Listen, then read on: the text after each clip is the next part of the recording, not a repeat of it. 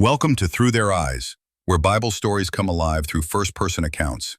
I'm your host, and today we're stepping into the Garden of Eden with our very first guests, Adam and Eve themselves. Thank you for having us. It's complicated talking about this. It really is.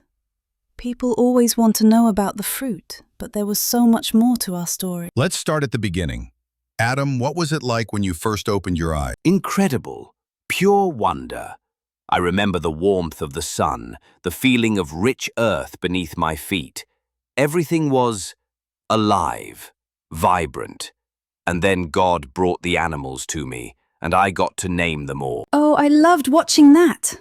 The way his face lit up when he'd see a new creature. But nothing compared to seeing Eve for the first time. Bone of my bones, flesh of my flesh. Eve, what was your experience like in those early days? Everything was in perfect harmony. The colors were more vivid than you could imagine. We'd walk with God in the cool of the evening, just talking, laughing. No shame, no fear, no hiding. Exactly. But The serpent. did God really say? Those words still echo in my mind.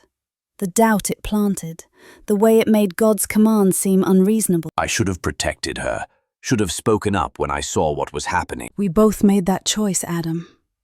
The fruit looked so appealing, and the promise of wisdom. What changed the moment you ate it? Everything. The innocence was gone instantly.